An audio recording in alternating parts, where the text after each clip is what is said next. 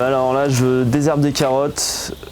C'était là, vu que en fait j'ai arrosé hier, ça n'avait pas encore bien séché, donc c'était vraiment gras le sol, donc c'était pas ce qu'il y avait de plus simple. Peut-être ça valait le coup d'attendre 1 heure ou 2 là que ça sèche un peu avec le soleil.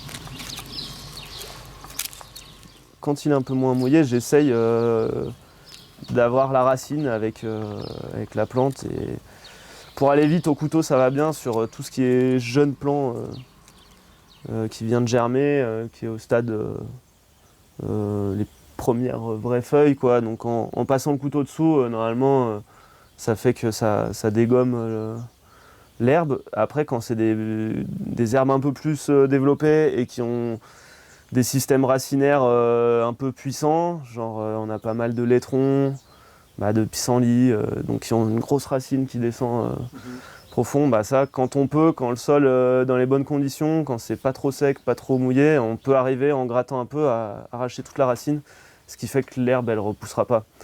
Parce que du coup le problème c'est qu'il y a si on coupe juste dessous, elle peut repartir et du coup bon, on limite temporairement. Mais ce qui est compliqué dans le désherbage des carottes, c'est soit d'aller un peu vite et d'enlever le plus gros mais sans s'attarder sur les petits détails, soit on s'attarde sur les petits détails, on essaye d'enlever tout ce qui traîne comme adventice, mais par contre on y passe un temps fou, quoi. Faire ça nickel. Donc ouais, c'est ça, faire ça nickel ou faire le gros, le plus urgent, quoi. Donc là j'essayais de faire un truc entre les deux, on va dire. Ça prend du temps, c'est le genre de chantier, je me dis c'est bien d'en faire un peu régulièrement.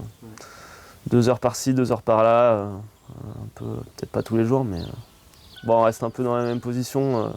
Ouais, faire ça une journée, c'est quand même pas drôle. Et après là, on a quand même bien désherbé la semaine d'avant. Même s'il y a des endroits où c'est assez sale encore, il y a pas mal de mauvaises herbes, mais dans l'ensemble, je pense que les carottes vont prendre le dessus. Et même s'il faudra refaire des passages, c'est sûr, mais elles sont parties, quoi. Elles ont déjà un peu du feuillage, elles vont pouvoir développer.